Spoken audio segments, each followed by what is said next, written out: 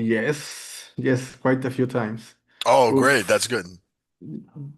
That's why I requested the album link or Yeah, songs yeah, because I want to be more precise about how I express or make a conversation about the new record, you know? yeah. And it's not too often that we do live interviews in English, actually, and not especially with several members of the band. So this will be also our first time. It will be like an experiment. I hope you have fun with it. Well, your English is great. So Thank you're you. way better than my Spanish. Yeah. Okay, I think let me double check if we are live already. So this will be also. Ok, saludos Renapa, bienvenido. En un momento comenzamos con Tony, vocalista de Creeping Alcoholism. We are also waiting for Alice, the guitarist of the band, and also Stefan, right, Tony? Yeah.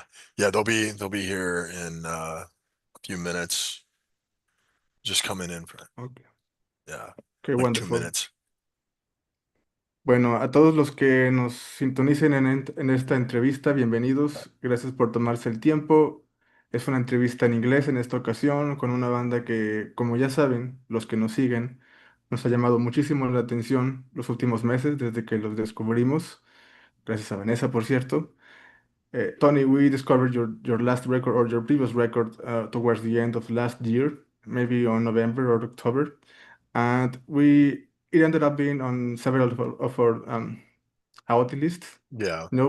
best of the year because it really stuck with us, and we are really excited about the new album, and which is why I invited you to discuss all about it.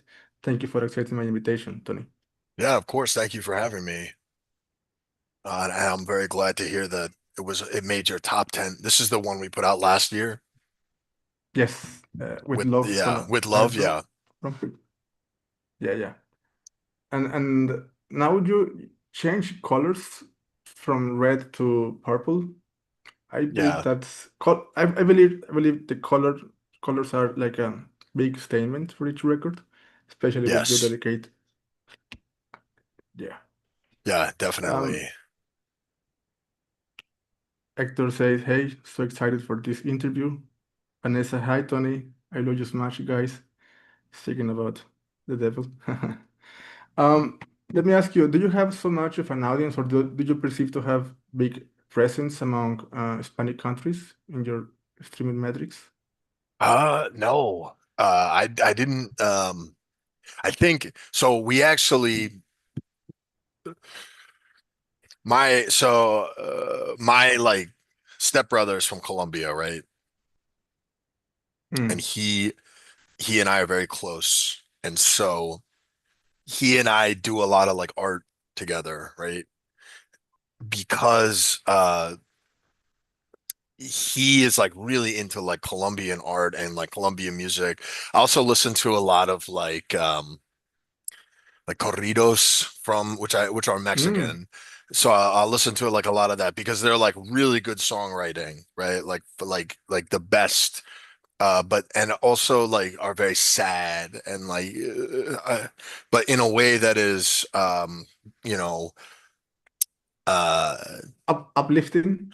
yeah, like jovial, but in like embracing a kind of sadness in a happy, Mm, uplifting way. Yeah, so I find that really interesting. And then there's a lot of like more abstract like versions of like cumbia and uh like all sorts of different. So we were thinking about actually making doing like an album in Spanish or like making one that is like more like or like Spanish genre influenced, mm, right? mm, But then that kind of like took a back seat to the stuff we're doing now.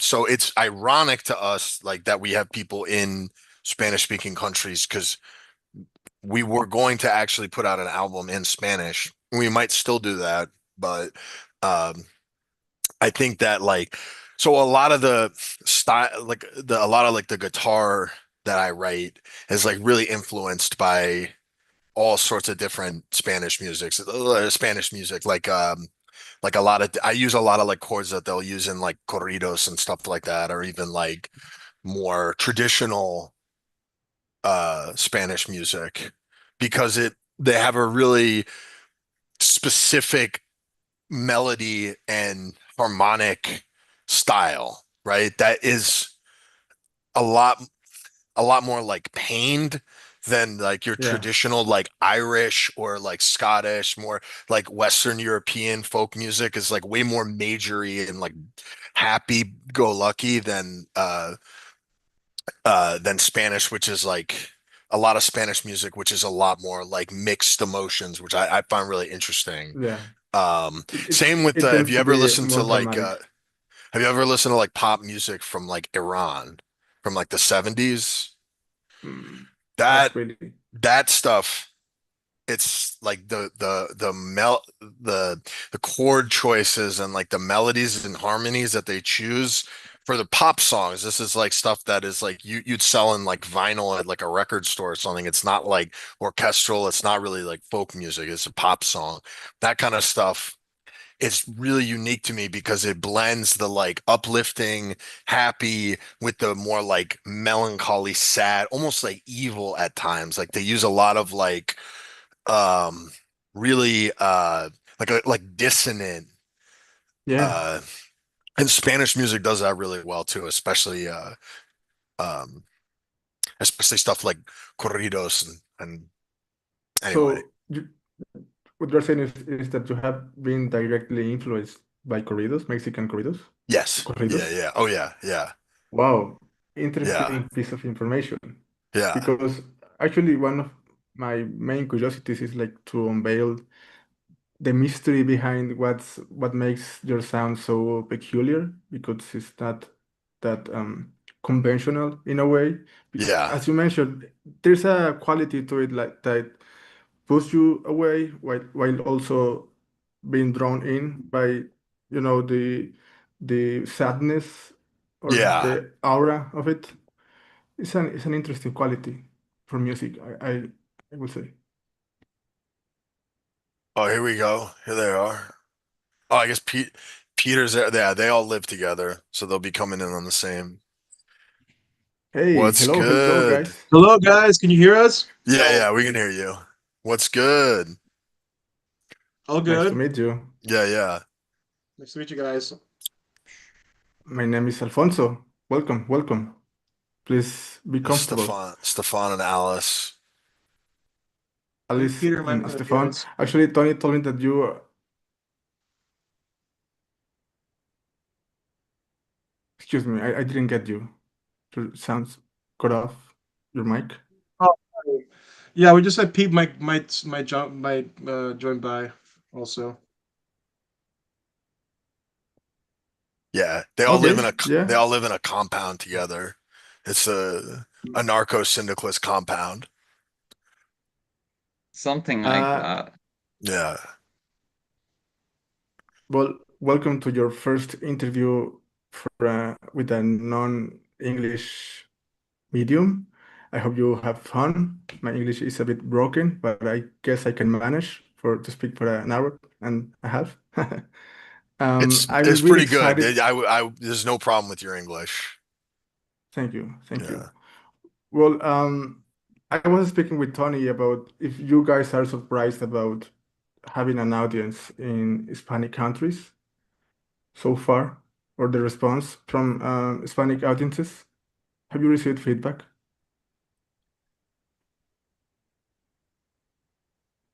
So I was telling him Stefan that like I listen to a lot of like Spanish music personally. So like definitely like the last album, there was a lot of that in the writing style. But this new one I would say is way less. It Okay. would be like primarily like pop songs from I don't know, like a lot of like we're listening to like Madonna and like Donna. and like LMFAO, Lady Gaga. Lady Lady Gaga, Gaga, LMFAO. stuff like that. Yeah. So I think a lot of us, as when we write an album, we listen to music that sounds nothing like what we do, and we try to bring it in a way that is not like overtly just inserting another genre into it. So like the Mm. last one, I was listening to a lot of like country music and a lot of like corridos and a lot of just like uh old 70s like singer-songwriter stuff like Scott Walker and stuff like that. Whereas like this one is more pop and like club. That's why the color change. So Mhm. like before we write an album, we kind of figure out like what color is the album. Because the color helps us like visualize the sound, if that makes sense. I know that sounds crazy, but It doesn't sound crazy at all because it makes sense with the color palette. All the themes, the like the space of the songs fits yes, to the idea of the color. And exactly. Yeah. if why did you decide to be purple this time, and how did it affect the mood Well, I would of say, the yeah, writing it's like process? pink, definitely more pink or pink, purple, like, Well, yeah, yeah. yeah. And it would be like, so I mean, when I listen to stuff, I see like a color or like certain colors in my head, right? That's kind of like what Mm, helps like put me in a mood is like when I listen to music, I have a lot of like visual, um, I don't know, like stimulus. And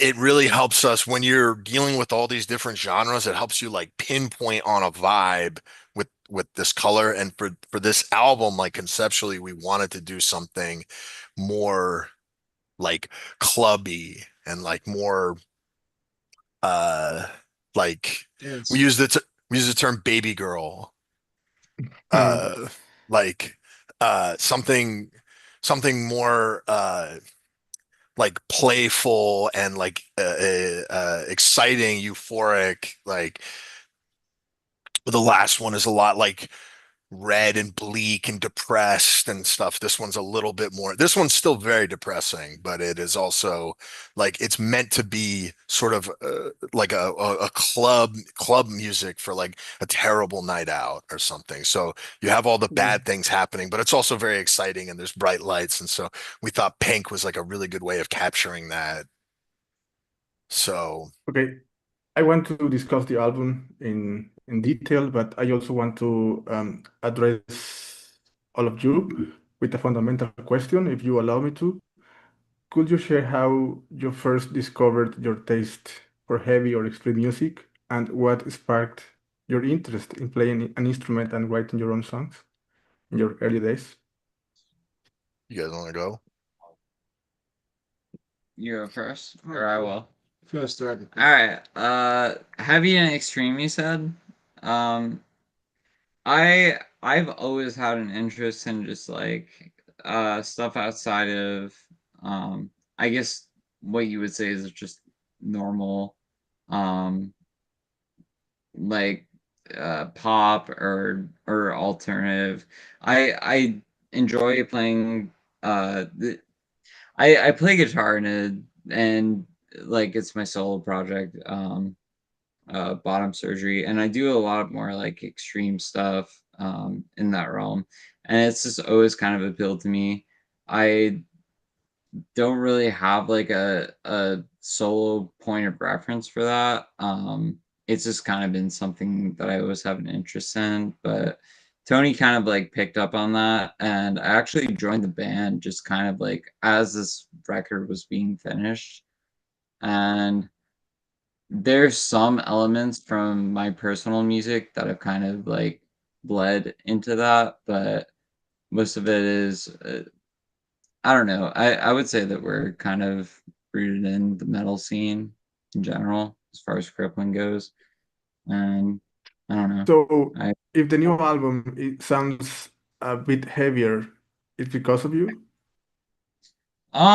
I like wouldn't say that contributions? necessarily. There's definitely some bleed I would over say so. for Yeah, sure. definitely.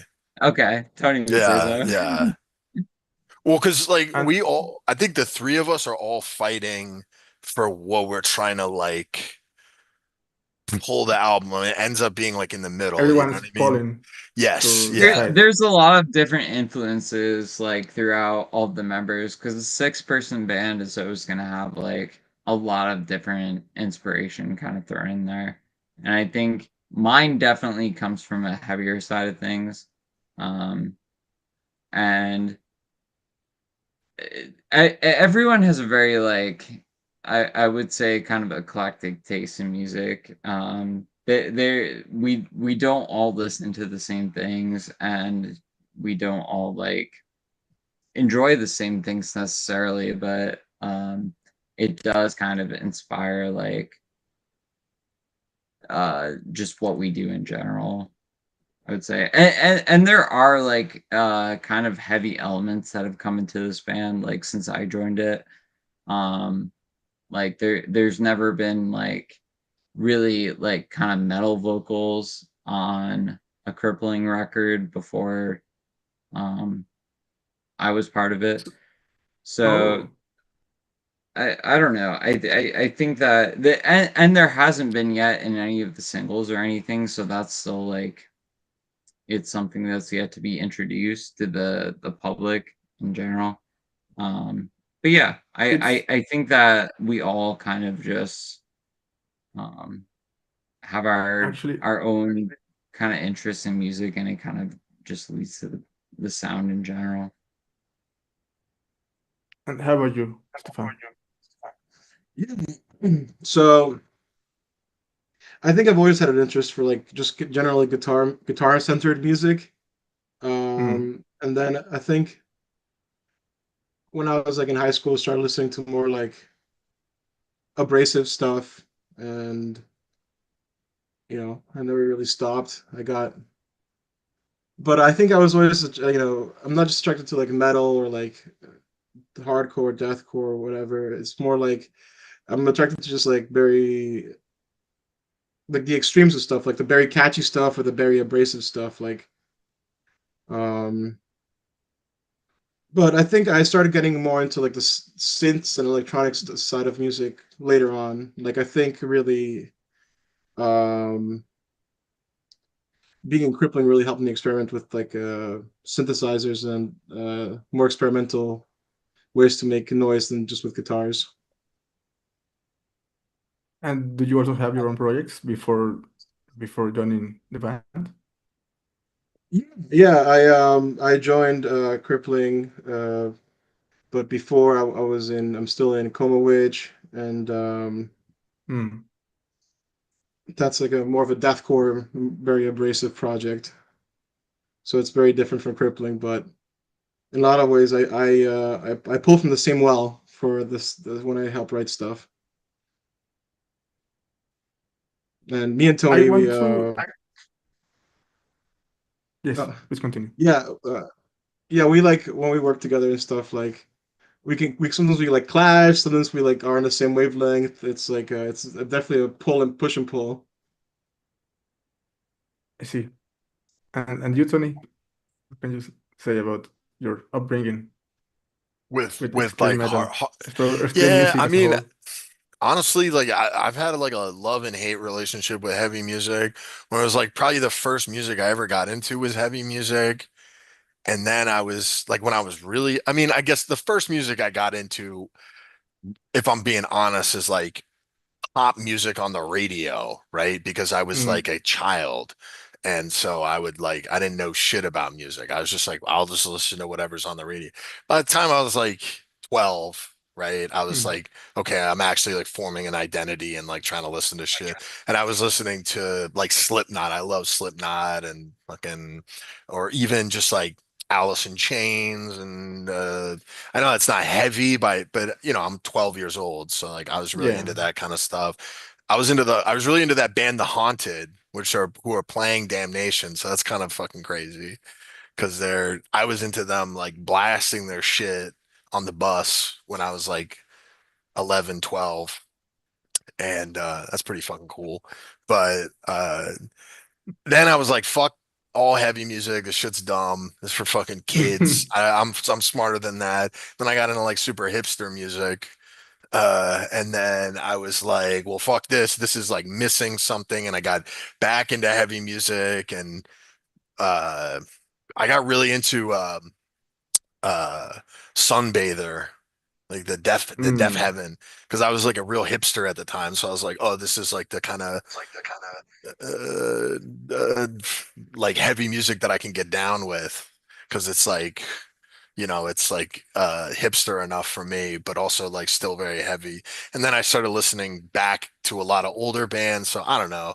And then when I made this band, I was like I had played in a bunch of heavier projects for years, and I actually wanted to like kind of bring it down to a chiller level, but then keep some of that same like anguish. mm. And where are you now? And are you loving heavy music Yeah. back again? Yeah. Oh, yeah, I do. I just have like a very specific, as Stefan and Alice will know, there's like certain bands that I listen to a lot, and then but mostly I don't really listen to a lot of heavy music. I I'm will trying to say, remember. like, Okay. on my own, like, I Tony reached out to me like to join this band, and I do play like on my own a very just like heavy branch of like hardcore or metal or whatever you want to call it. And so there is some element of that kind of bleeds into just what we do in general. Um yeah.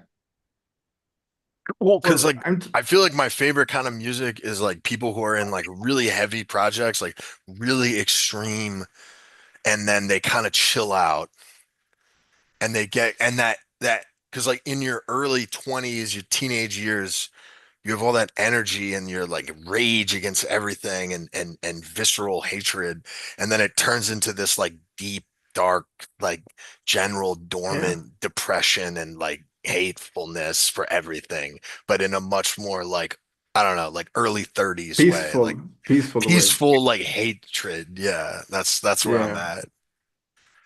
Oh, I see. This is a I'm trying. more mature, like kind of dark take on music, I think. Yeah, and it's not to say that like heavy bands who are like we don't use a lot of distortion, but like I would bring distortion back. I don't think there's anything like necessarily wrong with it. I just wanted to like to not use it for like an album or two to see what we could do with that. But there's bands that Well, are use heavy distortion and are much more extreme than us that are like pull it off so well. I mean, you guys are extreme or heavy or dense in your own regard because it's thick with the layers, and I mean, it's not perhaps as horizontal as extreme music, but it's more vertical. The way you place arrangements or I don't know stuff on top of things with your songs. I'm trying to remember which song is heavier on the new record because I've heard someone screaming and I didn't recognize your voice. So it's perhaps Alice on Camgirl. It's Alice, yeah. I see. So Yeah. yeah, this record is definitely heavier. Yeah. And some parts it's a lot Yeah. lighter too. We try to Actually, like go in Alice, both Mhm. directions.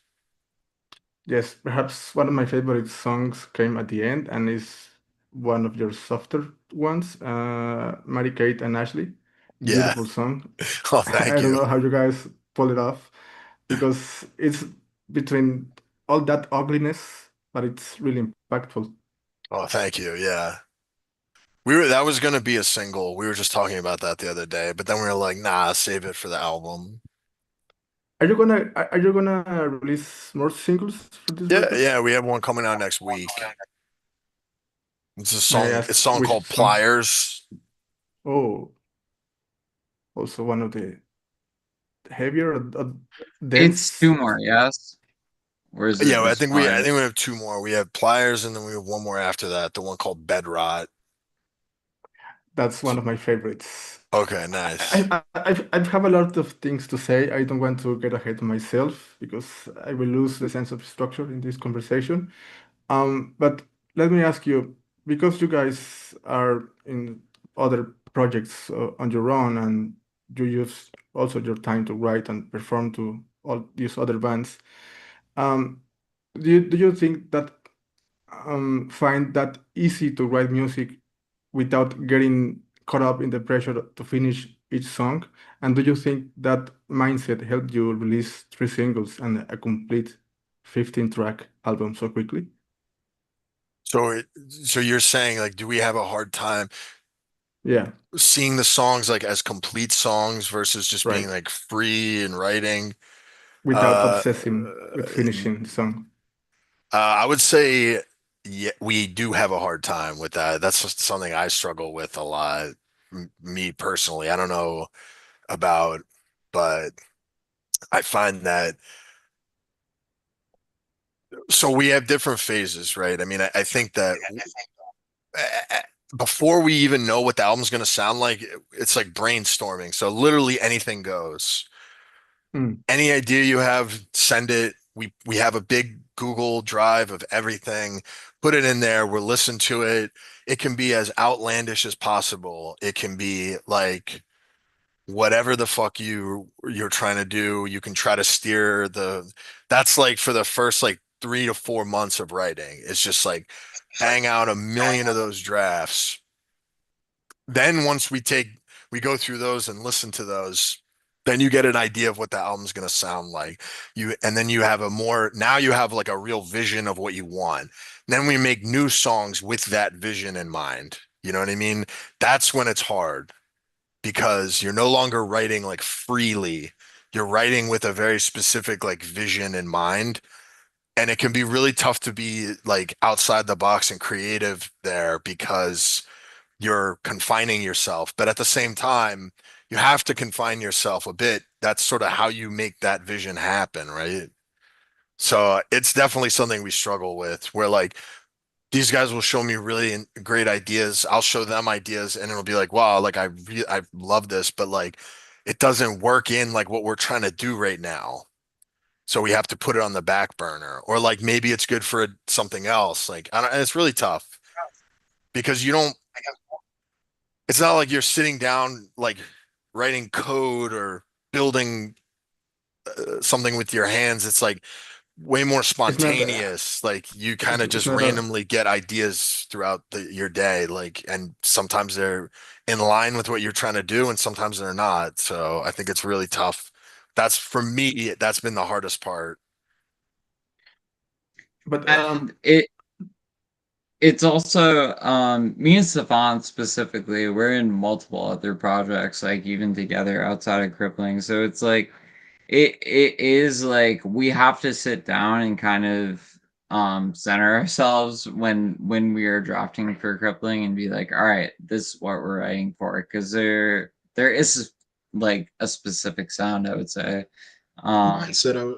Yeah, and it's definitely different than a lot of the other stuff that we're involved in. So it definitely is something that like kind of takes like a um we not necessarily plan for it, but it's like a this is what we're doing right now, like specifically Crippling when we draft for it.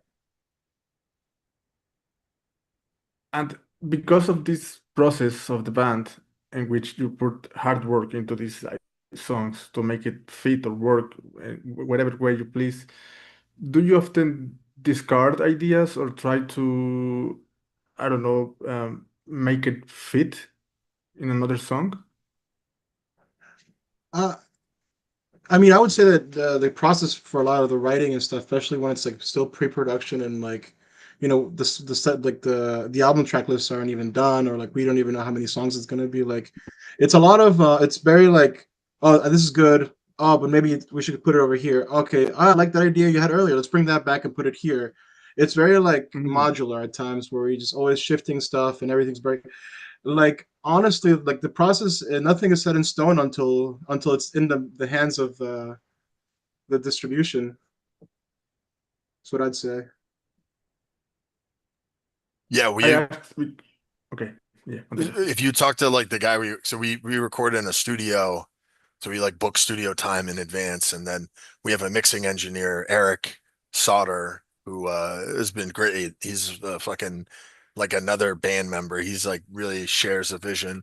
But if you ask him, I mean, we'll come at the last hour and be like, "Yo, we're cutting this song and we're adding this other song instead," and he'll be like, "What the fuck?" Like, but that's like kind of how it works because uh there were like one or two songs where it just like it made sense to put it on the album, and these there was like there were a couple songs, like there were so many different drafts, but that one song it was called No Good because we Yeah. felt like it didn't fit in the album. Like we liked it, but like so that ended up getting cut and replaced with a different song.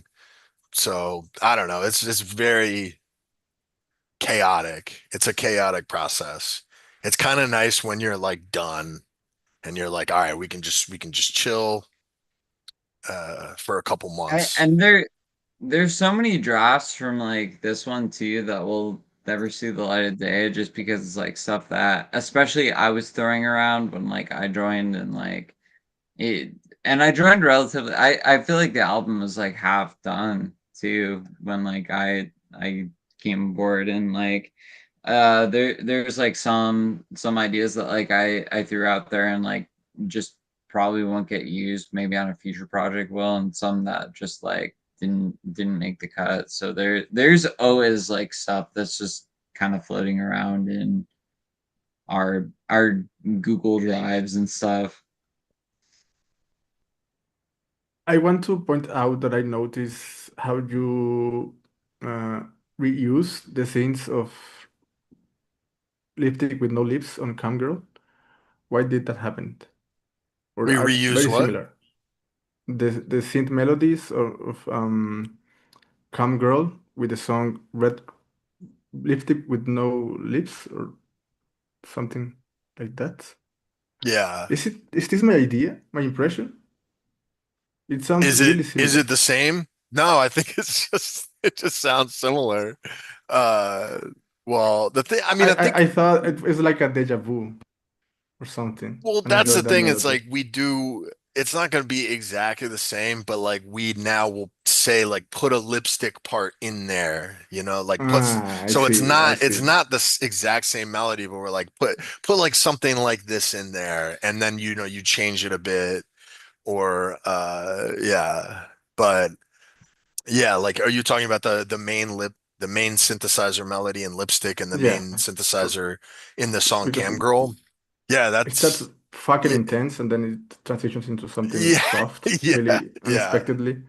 yeah.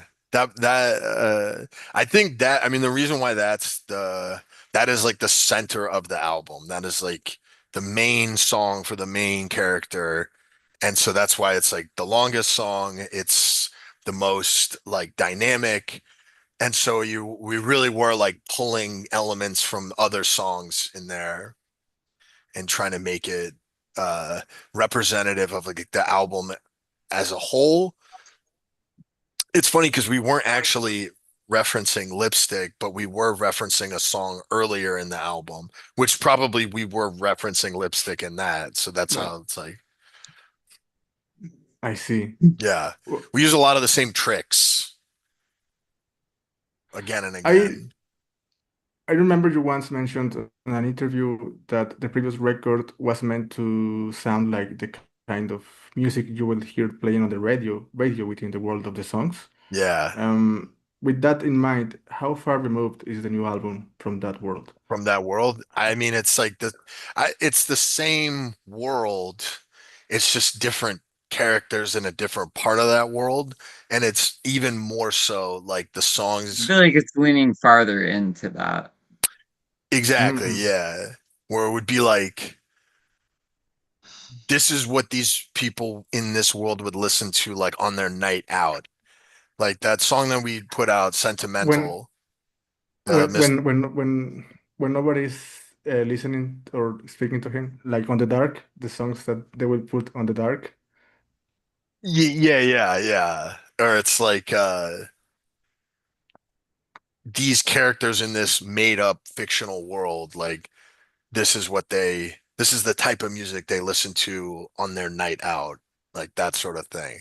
and it's like drenched in like a lot of like horror, but it's still reminiscent of like the club music in our world. It has a lot of like beats, like steady beats and steady like upbeat euphoric melodies and stuff like that. So yeah. I want to read some of the comments here on the comment section. Uh, Sensitive content says, "What's up, Tony, Alice, and Stefan? It's Javan. Flyers, bed rots with um. Well, I hope you guys know him or her. Yeah, no, we know And Javon. Yeah. He was in the video for Mr. Sentimental. He did all like the oh, I see. yeah. And the other singles will come out with also having a video, music video, or I just the don't song. know if we're gonna do that for that, but we'll have something. We have some stuff like when the album comes out in September. May I ask why did you decide on those songs as a single? Do you Uh, do you feel like these are more representative of the album as a whole? It was like well, it was It was a point of contention, honestly. Mm. yeah, we were really there's a lot of arguing debate. which one. Yeah. Um, I think Mr. Sentimental, we just wanted it made sense to put out the first song in the album first. So you just get a kind of idea. And Mr. Sentimental has that kind of clubby feel, right? It's Yeah, it starts off with like the little key melody and then the bass immediately kicks in and it's just the boom boom boom boom which is like setting bouncy. you up for like you're like in a club, right? That's like, so I think that's why, and that's why we put it first as well, as sort of say, but then at the end of that song things get really fucking sour and disturbing, and so it's setting again, like that's sort of showing you like what's going to come. uh the the song that we're putting out next, Pliers, is probably the one that's most like the last album. And so that's why we sort of wanted to put that one out there. It's like the most reminiscent of that, but in this new context. It And still has and like very, I feel like overall, like probably Mr. Sentimental is very reminiscent of what the whole record kind of sounds like. It is kind of like a distillation of most of the songs on there. I think you would agree, Tony. yeah, I mean, there's a lot of like poppy stuff. So there's a lot of like verses and choruses and melodies and catchy little synths and stuff. But I would say Sentimental is like a bridge from the last album to this album because the Mm. chords that we use in that album Yeah. are the types of chords that we were using in the last album. But then the songs after that, sure, Saram Rap, Cash, and Ladies Night will set you up more for like this album. But again, like Alice was always, I would say like, oh, let's put this song in, let's put this song in, and she was like, no, like save that for the album. So I think it's like you want to show people like what you've been doing and what the album's going to sound like, but you also don't want to like reveal too much. You want to save it for like when the whole thing drops and you can Yeah, see the yeah. kind of vision of it. Which is why I have the idea that you will only release one song and the first song to not give too much away. Yeah. But you also have to like kind of play the game, right? You gotta Yeah, they release have to promote. singles because Long album. It's a big album. It it's a long it, album. You got it is 15 a songs. yeah. Right. You can't shoot Longest your than one shot with hour. just one single. You gotta kind of milk it a bit. It's just a reality of it. I would like to also point out how it seems to be that the band have developed a sense of intuition for making hooks, like vocal hooks or melodies and such. But for this record, it seems to me that the hard part was to make it look like you put less effort into make it a hook, with lesser words, lesser effort perhaps, or that is how I perceived it. But Yeah. was it hard to make it less anthemic, but having still retain the strong sense of, hook in the song. Yeah. Yeah, I think that makes I sense. have an answer for this, but Tony, go for it, because me and Tony have talked about this at length. So I would say Okay. we put more of an effort, ironically, into Right, making hooks, but we right. wanted them to be like more simple. Yeah, yeah. Like were the other ones, and also so the other ones are like the last album, most of the hooks are are pentatonic. They're like in the rock country scale, right? So it's like you Liquid Jesus, right? Like Mm. we're moving away from that for a lot of these songs and making them more like major minor hooks, which are just different types of hooks. So it was like the stuff that you would hear again in like a Madonna song or uh like a just a But for, more like clubby dance pop song. for example, Ladies Night, I think it says you no need no dance floor or something like Yeah, that yeah, you on the don't need no chorus. man. Yeah, Oh, yeah, yeah, okay, yeah, okay. yeah, yeah, yeah. Yeah, that is definitely the hookiest song I think we've written ever. That Yes, one is like, but yeah, but the first song on the album that really stuck with me is Bad Rot. I'm a monster, baby. I'm a fucking monster. yeah, yeah. Can you explain a little bit more about that song? How, uh, what is it about? I'm Well, really curious. before Alice, I don't know if you want to say something about what we were just talking about the hooks, Yeah, please because you had something to continue. say. Oh no, I was just gonna say this is a record that comes more from like a pop centric thing. And before I joined Crippling, I was just a fan of the second LP in general. And when I joined it, it kind of had gone in this direction already of just like more stuff that's catchier and just it I wouldn't say that it's like easier to write or anything in fact I think it's more difficult in a sense where you're trying to convey like this kind of dark weird fucked energy into like this just a pop song because it kind of still is the same vibe as the second LP but just in a different context or like different um I don't know, like a different medium. Um, but yeah, because I did join this band right as, and Tony was sending me a lot of drafts all the time, and I don't know, it still has always seemed kind of like the same vibe to me, but just with a slightly different intonation.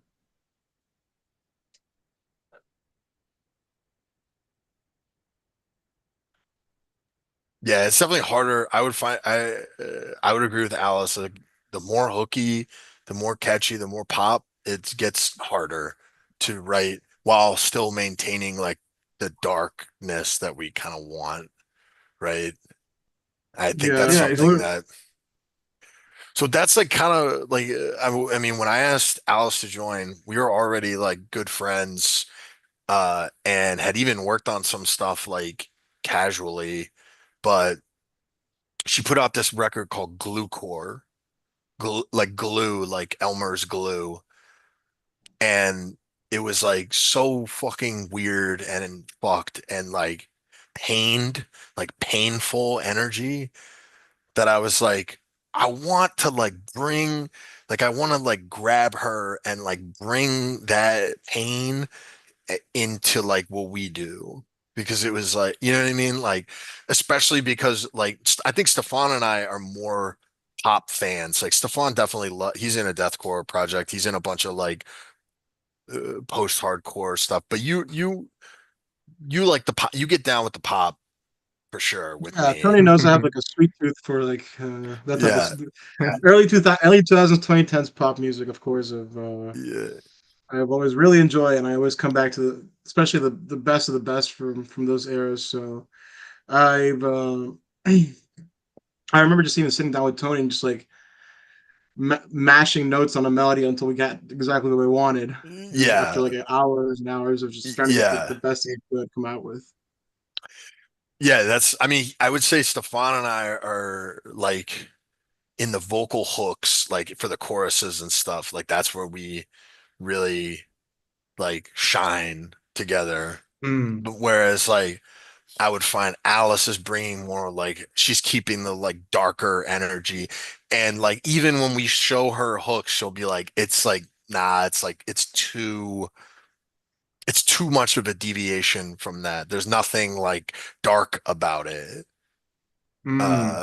And Alice, I would say like you like Alice loves like fucking like crazy like hyper pop, which there's a lot more of in this album too. Like the more sort of internet, very high MIDI kind of pop. Like that's like she got me into a lot of that stuff. Cause I also listen to like SoundCloud rap and shit like that kind of production. But it goes even further into that with like a lot of the like hyper pop groups that I didn't know about that Alice put me onto. And so you hear a lot of that in there too. I'm definitely the polarity of this band. I like really extreme shit or really saccharine stuff. Yeah. Have you listened to Violent Magic Orchestra from Japan, Alice? Who? Violent Magic Orchestra from Japan. I have not heard of this. Is it like I a an electronic outfit? Electronic outfit, just hard fixed with black metal elements, screaming noise, hard style, something like that. It, this sounds like something that I should listen to. I've not heard of Yes, them. please do. Don't be like laughing because this is like every genre that I enjoy. Yeah. Yeah. I'm only guessing based on the conversation we're having. Yeah. Um, about yes, I'll look that please. up after this. Yeah. I No, want and to like also. even like the black metal thing that you just mentioned, like we have people reach out who are like, "Oh, I really like your stuff," but usually I only listen to like black metal or whatever, like super noisy shit. And it's like that's what we want. We want those people. Actually, We want to be the pop music for those people. actually, that's what you guys are so far, at least That's great. here in the Yeah. corner of the world. Because um, actually, when I discovered your music, I thought, okay, this sound like metal musicians making pop music. For example, think of Seal and Ardor. It's very rare that an artist put so much effort into making vocal hooks that actually works and blend in with the heavy aspect of the sound. Yeah. And and that also happens to you guys. Yeah. I put them on to Zeal and Ardor. I love that band. That's a great band. Uh, Yeah, yeah. may I ask what do you think of the last record of them? I Do you thought it love it or was hate it? I don't love or hate it. I would say, I mean, I love like the first big one that popped off when Strange like that was Fruit? yes. That was the one where I was like, all right, because hold on, let me see their discography. Because they had like a couple of new members join too, right?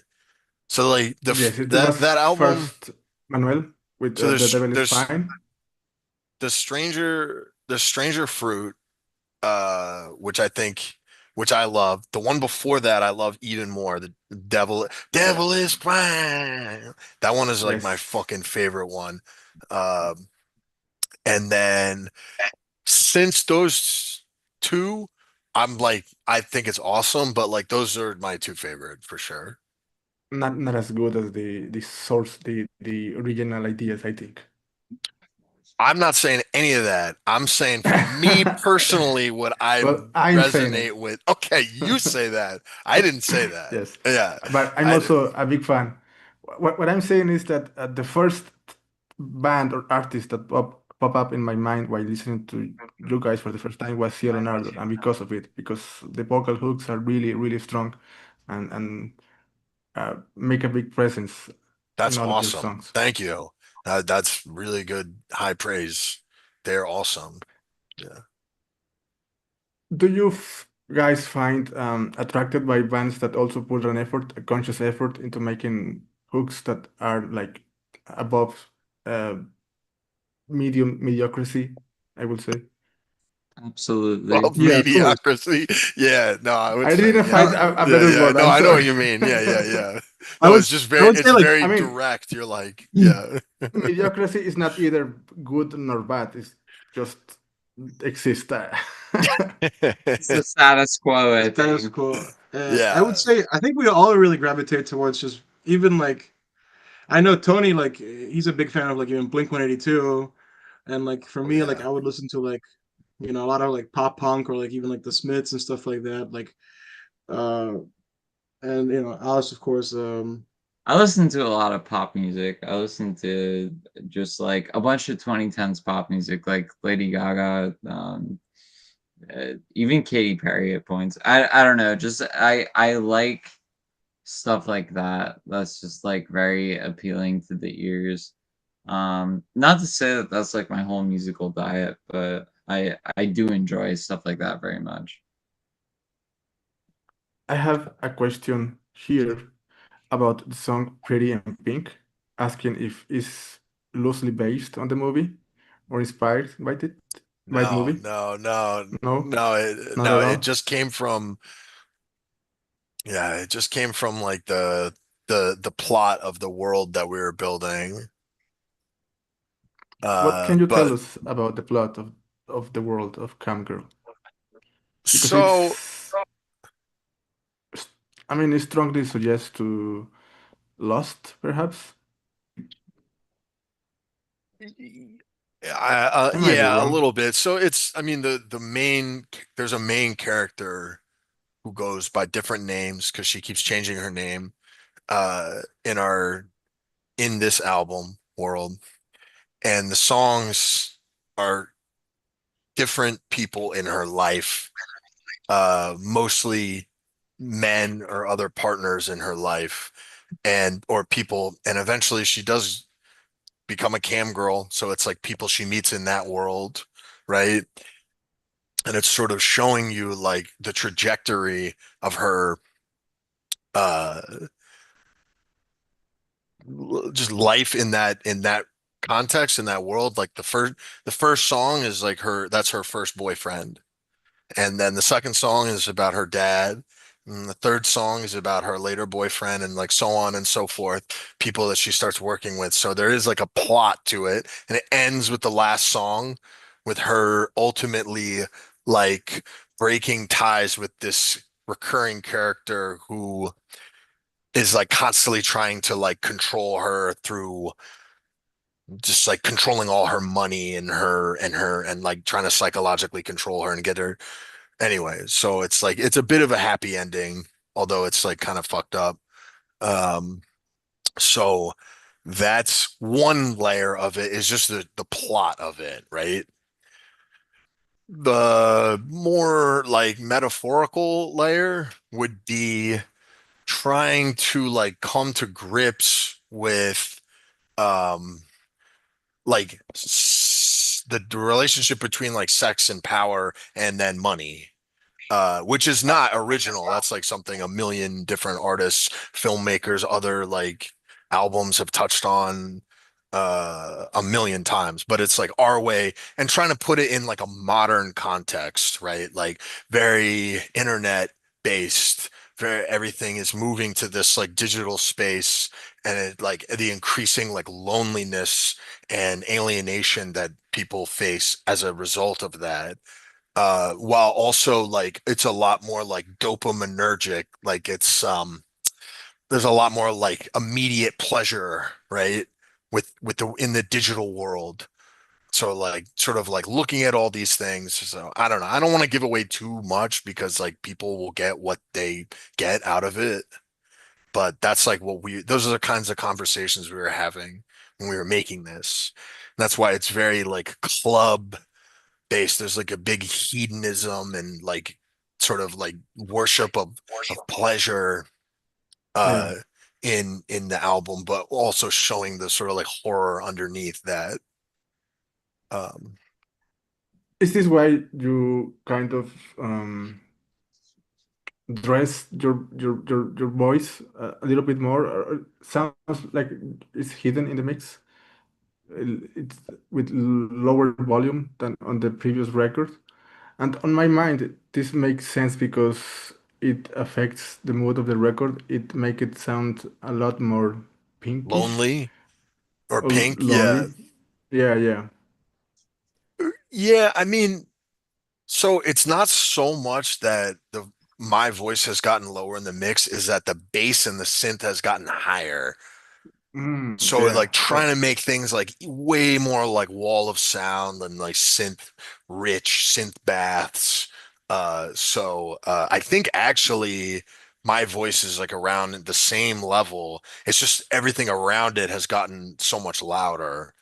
To try to emulate like you're in a club or you're out with friends and there's all sorts of like crazy stuff going on. You can't fully hear all times like what the singer is singing. And I really like that in like, do you ever listen to shoegaze? I don't know if you like shoegaze, Yeah, where like you have the song and you can maybe make out like 80% of the lyrics, but then the rest you have to go to the lyric book and then they kind of, yeah. and that I like that process a lot. Like I like people having to Mm, get the lyrics and like read them, be like, oh, that's what they're saying, like that. But then on other songs, like the vocals are mixed super high. Like Ladies Night, the vocals are like the highest they've ever been. Bedrot, they're pretty high as well in the yeah. chorus. A couple of them are like, but mixing my vocals is like the worst because is very low and the music's very bass heavy. So I'm competing with like all the synth bass and the actual bass. Okay, let me take a moment to read some of the comments here. The Celobold says, I will even put Mr. Sentimental on my wedding. Nice.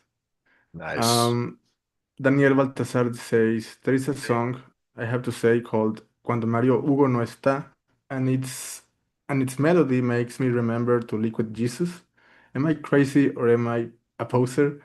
They are similar to me some way. I'm so sorry. Well, What song I is don't know. this? Cuando Mario Hugo no está, Cuando cuando Cuando Maria. Mario Hugo, Mario Hugo no está. Yeah. Actually, let me try to find some corridos for you tonight. Yeah. Hey, ¿ya escucharon que a Tony le gustan los corridos? Ni modo que lo dejemos sin corridos esta noche para que los escuche en su casa. I can't find send me was it Yeah, I can type it here on the like chat. Let me see. Mario? Yeah, Mario, Quando Mario. Mario. Ugo no Hugo, está. Hugo, Hugo. I know. I have it written out here. Someone is mentioning. I still can't figure it out. Blood Pony lyrics. Oh yeah. Well, I don't think I we think there are ever on Bandcamp. I don't know if we ever Actually, Really put them out possible. yet. about the singles, Tainted Civic and the vocal hooks, there is a part of the lyrics in which I think you forced the word to make it fit the phrase, the tempo of the lyrics. I don't know if you intentionally did this with that song. Which song is this? I'm sorry. I was trying to look up Civic. Civic. which word was Yeah, yeah, this? I think it's Tinted Civic. Let me see. Uh, or is perhaps Blood Pony? One moment.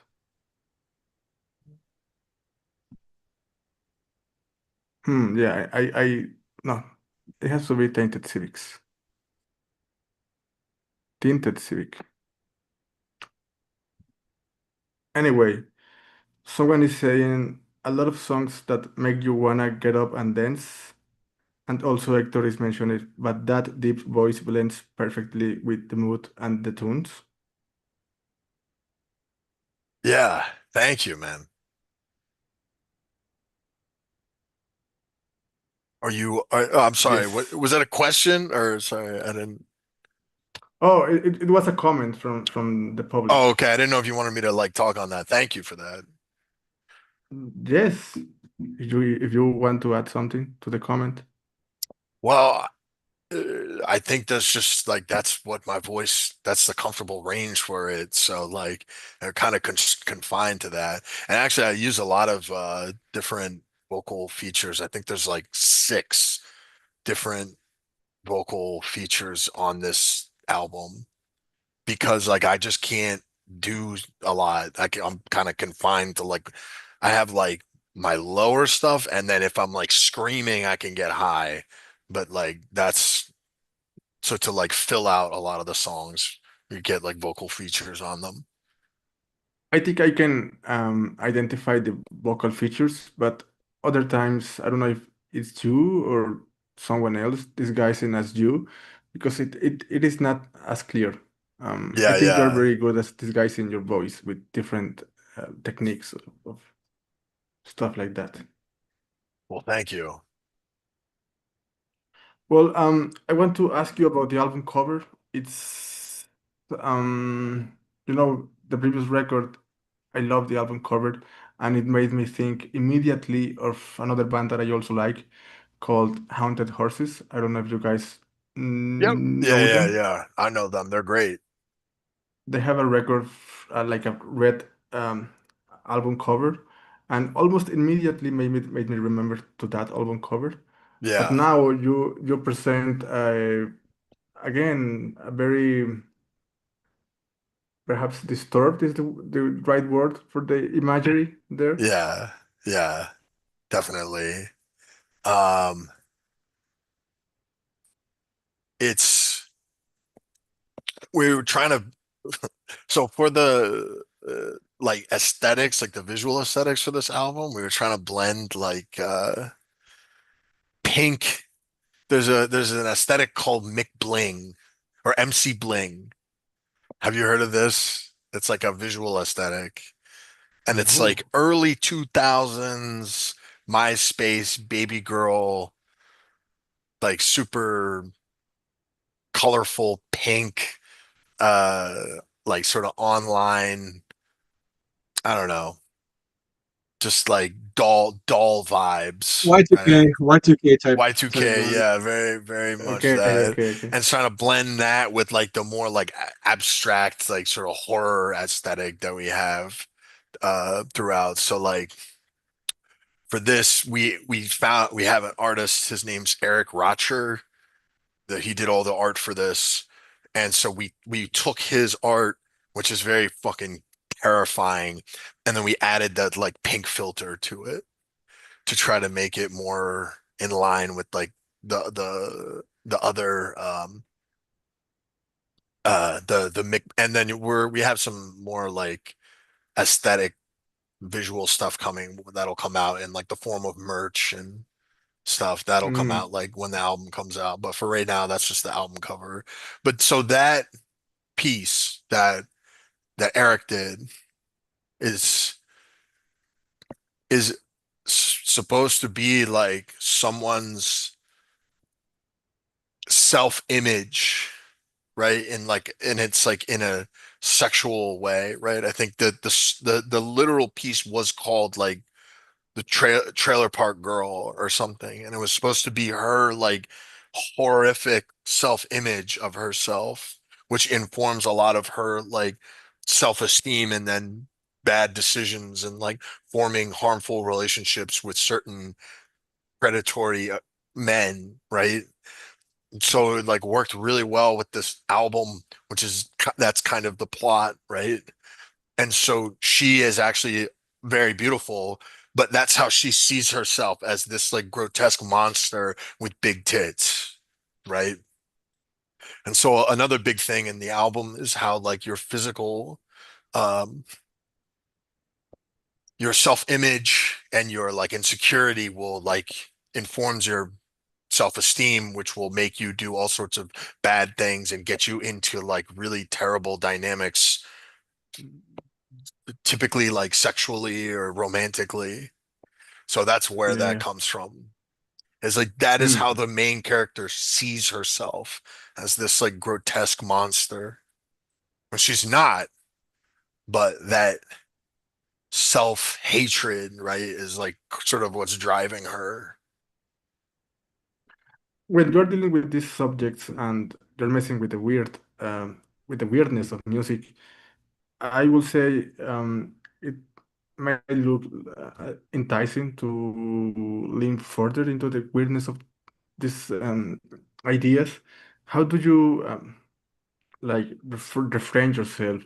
How do you stop to not go into further crazier ideas? Like where is the line for the band? You know, I understand that it was Alice who sort of filtered the bad ideas or the good ideas for the songs, but overall Uh, you have to have a sense of break, right? Like do not uh, go beyond that.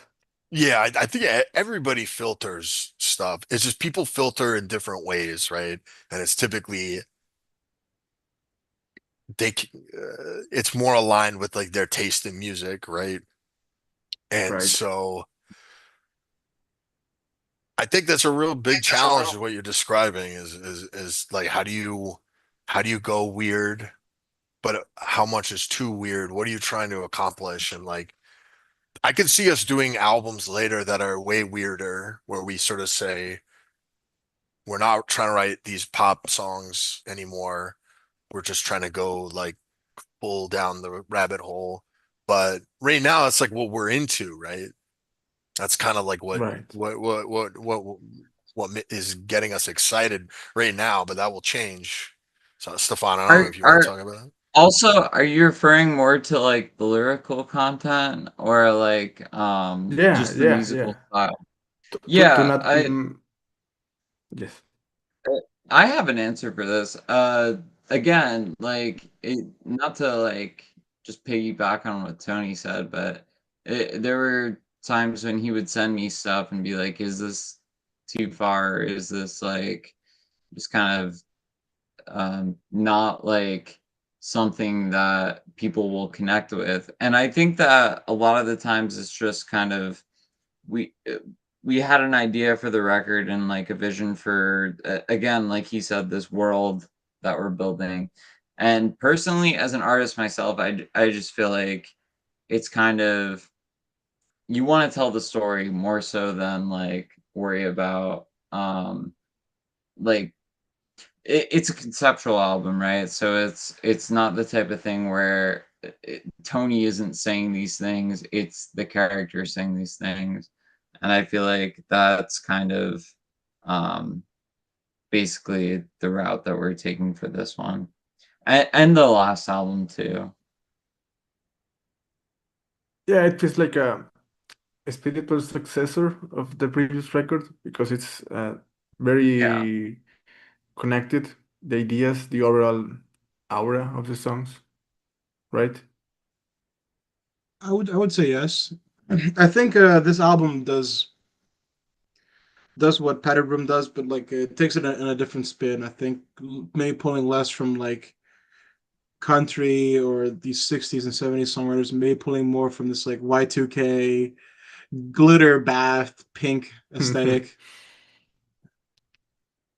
I have a question from Vanessa that I think it's from one of your live streamings on your Instagram, uh, in which you mentioned that Anora is somewhat a movie you think of while listening to this album.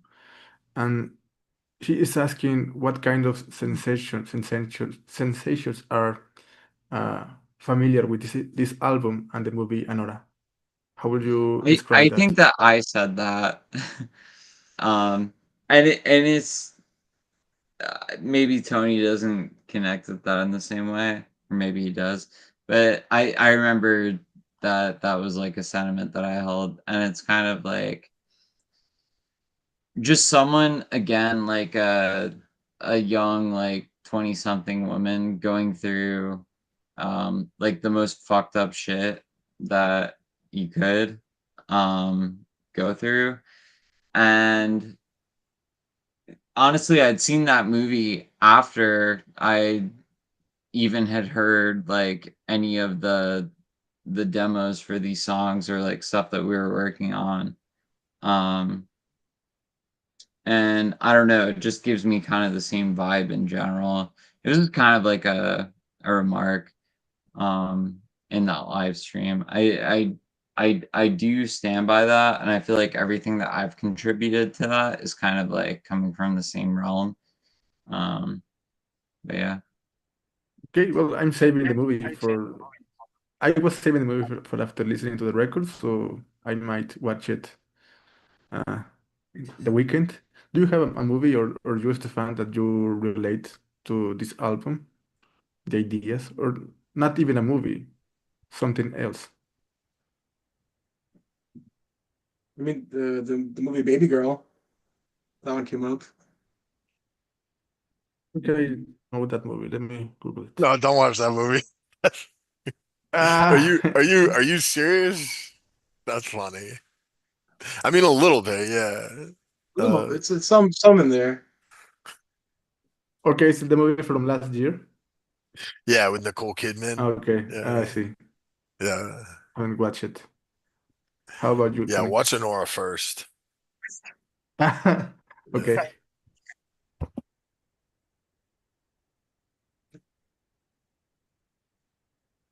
You don't have a movie or anything related on your mind? For This record? this, Yeah. Yes. no, I don't have any movie. I mean, I have like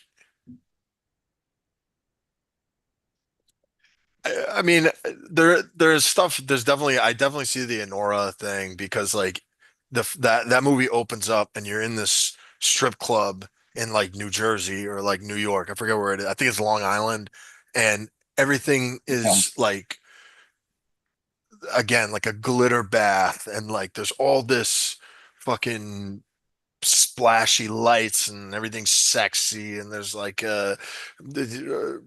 you just feel the like hedonism as soon as you walk it as soon as this like movie starts, right? And it feels exciting and fun and you and the first part of that movie is but then it reveals like the really dark world that is like underneath everything, right? The sort of like the need, why are people being coerced into doing certain things because of their financial situation, because of the way like the world is, right? And like people take advantage of that. And like I think in this movie, uh the main I don't know if he's like the antagonist, but like the guy in this movie that ends up being a piece of shit is this like Russian oligarch son of like a billionaire Russian oligarch, right? Who has been given everything and can do whatever he wants and has a garage filled with cars and a mansion and stuff. And he's like preying upon this like very desperate woman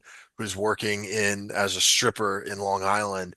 And it's like that is like horrifying, right? Like that we live in that world, like that you live in that world where like that is how Yeah. things go to the point where we don't even really think twice when we hear about it. They're like, yeah, of course, like that's what people do. But like that's insane, like coercion and there's a real like fucking like nightmare fuel for that. And like that's just one of infinite amount of examples of that sort of dynamic unfolding, right? And so that's like I would say, yeah, that's a good representation of like that's I would say Honora philosophically is probably the most aligned with like what we are doing in this album. But in terms of like the actual vibe, I think our album's like a lot different. Honora was like a lot more like uplifting and fun, whereas this is not. This is way more like nihilistic. Yeah. I would say this album almost feels like um if you ever seen the some almost like the movies like Drive or like Yeah, has like that yeah, neon tinge to it or like Nightcrawler even to me in or some like weird Blade ways. Runner. Nightcrawler for sure. Yeah, Yeah, like the voyeurism of the topics, right? Yeah, Yes. just like in like the mood and like how dynamic it is and like this like almost there's like a mist over the entire album that like You can really it Would you can be consider dense at times. would you consider to make it a trilogy, loosely uh, based on colors and these hard subjects, like in the fringes of society, or what we often don't talk about? The three albums. Oh, well, you have, yeah, Sure, take to make a third record on this line I, of w- I would I would answer for Tony in this one respect, and I would say that the first one, these two are definitely the last two are definitely interconnected, but I think the first one kind of stands on its own. Because we yeah, had an we had an More. album before with Love. right. I'm thinking Yeah. of the fourth record to make it a tied trilogy with the second and the third one. Um. Or the fourth. yeah, the fourth record, Yeah. the future one. I think. Yeah. I'm not.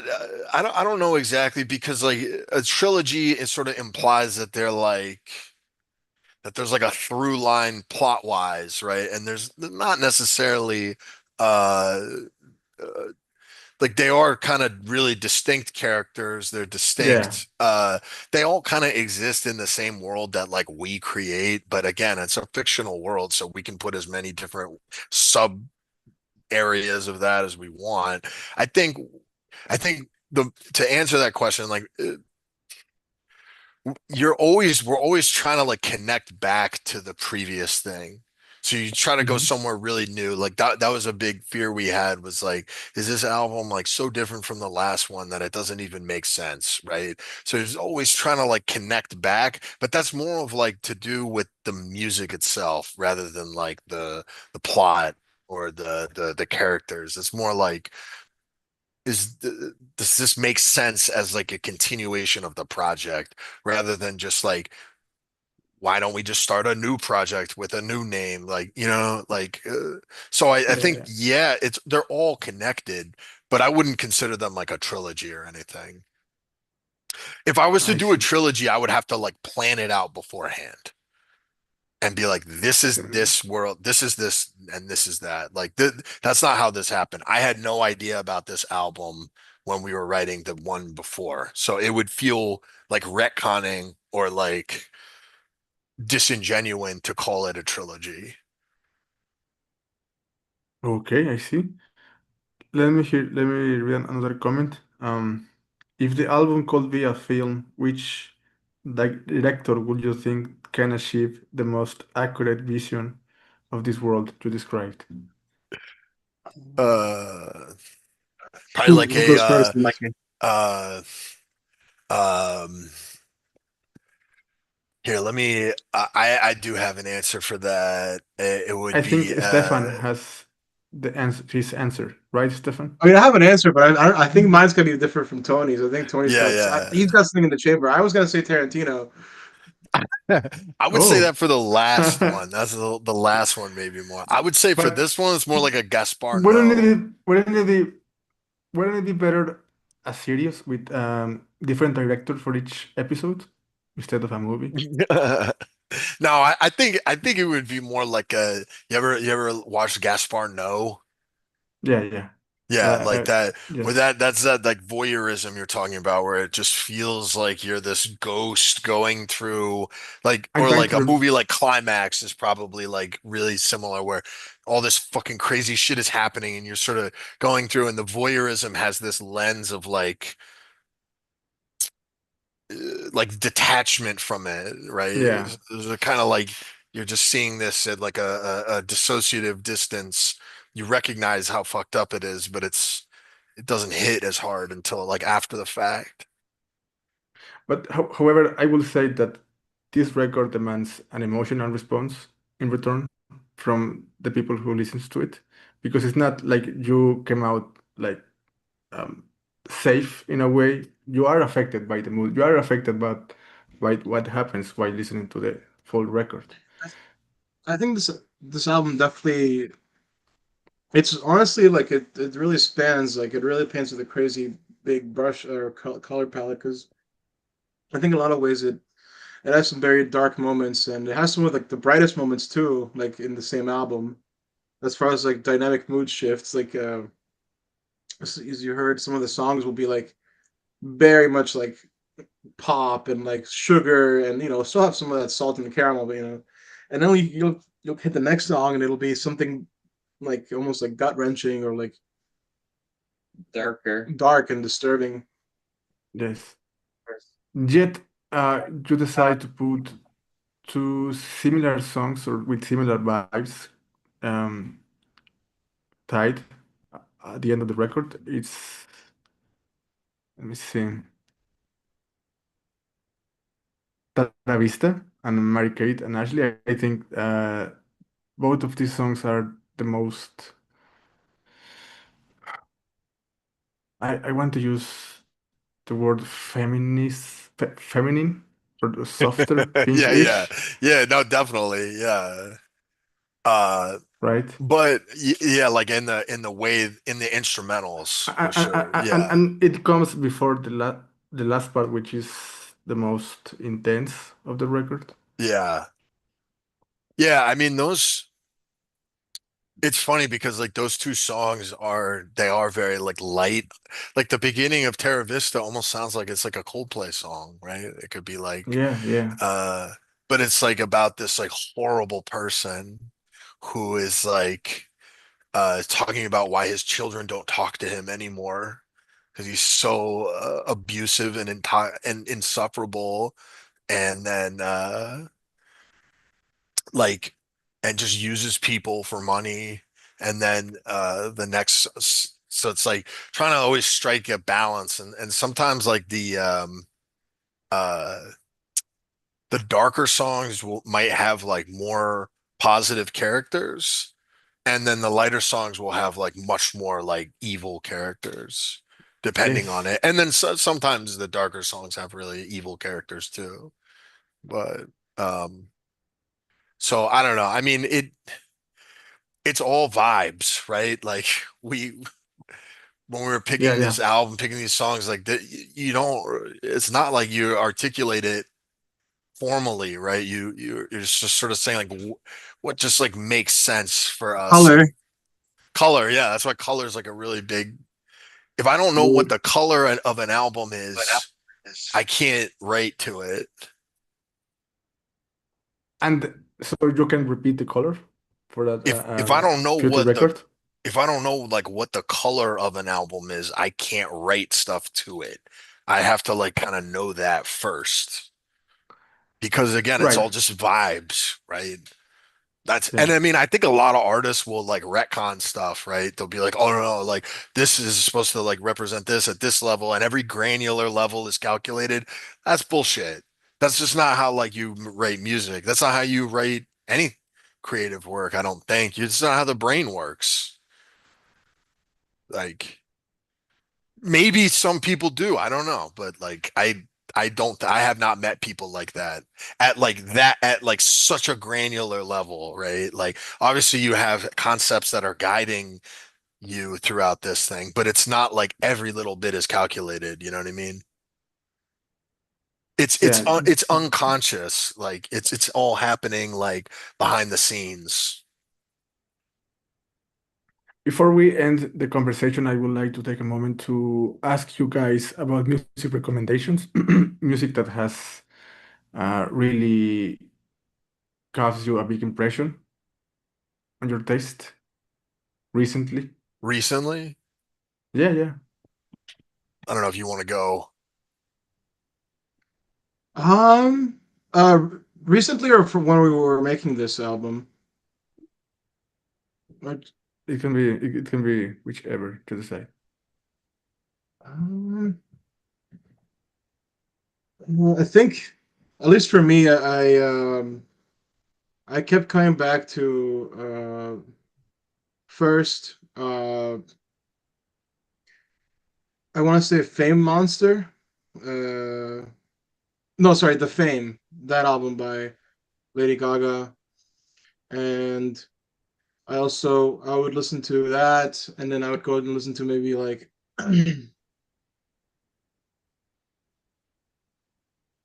stuff like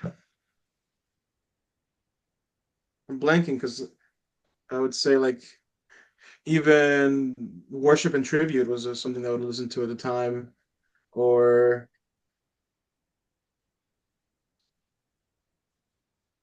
a lot of pop punk too, if I'm being honest. Tony, I remember there was like last summer we were driving around and he put on this one song from like the self-titled Blink album, and then I was like, oh, maybe we'll go and then dive into that, and then so Yeah. Oh, I fucking love that shit. Yeah. Stefan and I Shamelessly. both listen to a lot of like pop punk or post hardcore yeah, stuff like that. Count Your Blessings and Nice. stuff like that too. Have you guys heard of Bambara from New Yeah, York? yeah, yeah. I love them. Yes. They're great. I love the new record. Yeah, yeah. Yeah, it's beautiful. Every Okay, record they put out has been great, in my opinion. actually, I just discovered it with the last record and went back to the discography, and Yeah, it's it's really, really awesome. good. Yeah. Yeah. Um, do you guys see that there's a resurgence or uh, like there's a big tendency towards making Americana music, Western music, the Wild West, Yeah, to yeah. be like a topic Country. in heavy music nowadays. Why do you Yeah. think that is happening? Even Well, you guys.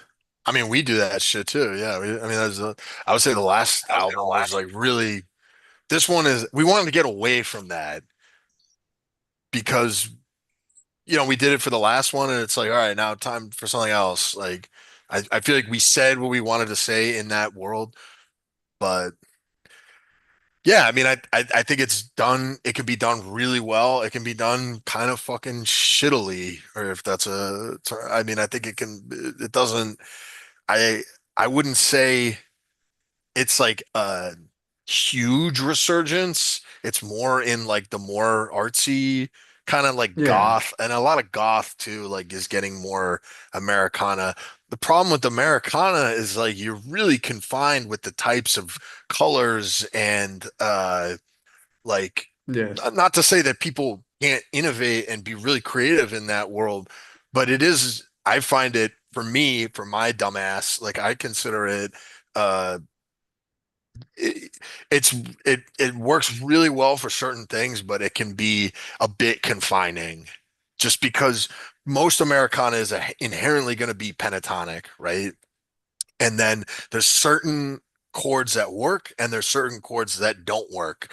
So you're right, and there's a certain like vibe to it, right? It's a sort of like a Cormac McCarthy vibe, like that dark country sort of waste Americana, Old West meets like the new, or like you ever see True Detective? yeah, yeah. True Detective season one type vibes, right? And like I think you can do a really amazing shit in that world, but again, it's really tough to bring in new sounds and to like go other directions with that. I was really proud of the song that we put out that we're putting out next week, the Pliers song. That one is like very Americana inspired, but we tried to like take it to different chords, different types of so I was like really happy with that because it's that kind of dark country like essence, but then we put it in like some of the new types of chords and the new like melodic sensibilities that we are doing on this album. So like, but again, I we did that once. I don't think I can make a whole album like that. Um Well, it was great. I have one more recommendation for you about this subject of country, dark country. The project is called Mosback, and the record is Black Canyon City. I think it's from Arizona, the artist. It's a solo project, I think, but it mixed country with trap, sludge. Really, really, a lot of there's a lot happening in that album. So I will strongly suggest you to what is this called? Sorry. Mosback, That's, Mosback, that's one word. It's on Bandcamp. Nice. Yeah, I'll check it out on Bandcamp. Yeah, yeah, yeah. Yeah, that well, kind of you city. should send me your recommendations. Just you got my email. You just send Yeah, them to yeah. me. I'd love to listen to that. Yeah, that sounds awesome. You said they mix country with trap. In some of the songs, then it's Yeah, doom, sludge, shoegaze, a that's lot of sick. things I happening. love that. Yeah. Well, Tony, Stefan, Alice, thank you for your time. I really appreciate that you accepted my invitation to discuss the new album. Feel feel proud of the result because it's really, really fantastic. I really enjoy it. It's one of my favorites again after the last one. Do you have any other things that you would like to say to the audience before we close the interview? Well, first of all, thank you so much for having us on. I really appreciate it. And Yes. Thank you. yeah, and Uh, yeah, I this was think a that great talk. it definitely is. I'm definitely nervous to see how the new record is going to be perceived because it is so different, but fuck it, whatever. I mean, I'm We being hope. honest. I am definitely nervous, but like it is what it is. And I think it was really important. I think the main thing driving this album, we didn't just want to make With Love Part Two, right? That album was done. That's great. And it's like just move, we want to move on to the next thing. You definitely expand here the lore of the band, Well, the lore thank of you. the creeping alcoholism. Um, you, Stefan, anything you would like to add, or Alice? Um, yeah, no, it was awesome. Talking again. Thank you for having us. I'm going to look forward to that Musbach recommendation. That sounds like totally my bag. So Yeah, yeah, I for appreciate sure. for that. And Thank you. and also let me plug Alice because Alice is putting out a new album, I think this week, right? Hmm. Yes, Friday. Yeah, and it's just her name, Alice Smith. That shit fucks. That Go listen to that. Listen to Alice, follow her if you're ever whoever's So I listening to just this. look for Alice on Bandcamp, and it's Alice, or so it's Alice with a Y, Alyce, Smith with an I. Um, and um And it's like that'll be on Bandcamp and it'll be out through Teeth Dreamer. She's gonna put it out and Uboa. yeah. nice. That it's And like really fucking intense, like electronic, like noise, but like and glitchy, but like very, very contained too. That that was like Alice showed me that when she banged that out when it was still in draft, and that was like the first time I had really felt something for music in like weeks. I was like, holy shit, it brought me out of my slumber. And it was like giving me goosebumps because it's like it how fucks. did you describe it? Dark electronic? It's dark. Yeah, I mean, Alice, I don't know if you want. I'm It's been glazing. billed as death industrial. That's what they're calling it. And I don't necessarily like take that label to heart, but it sure. Like it's for fans of that for sure. For fans of something like lingua ignota, maybe? Yes. Yeah. Yeah. Nice. Even like swans, like if you fuck with like filth, Oh, okay, okay. you will Like fuck with the no this. Yeah. wave The thing. no wave, no like real melody on this one, but it's like it's still there's It's still like mostly songs. percussion. Yeah, but it's like and Alice actually I feel like listens to a ton of like trap stuff. There's like a lot of like trap in there, but it rules. Yeah. It, Tony had showed me like a lot of kind of like Philly based trap around the time of recording that, and that's definitely a huge inspiration as well. Yeah. A There's lot of like also a band from Belarus, Mora Procasa, which makes black metal with trap. Yes. Have you heard of Yes. them? Please. Really good, really Hmm. bizarre. Yeah, similar. Okay, well, I would definitely look into your release. And Tony, please make that album in Spanish in the future. I will. All right, yeah, we'll I try. will We'll wait for. try. Yeah, Yeah, I yeah. gotta work on my Right. Spanish too. I mean, I think you have a close teacher with Stefan. That's true. Or maybe you're a bad Well, student. Maybe you're a bad student. I'm a bad yeah, student. I don't do any work. can't teach an old Tony Okay, new well. tricks. Yeah.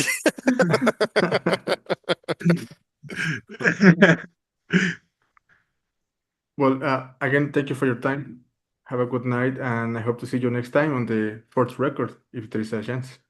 Okay? Thank you so much. All right.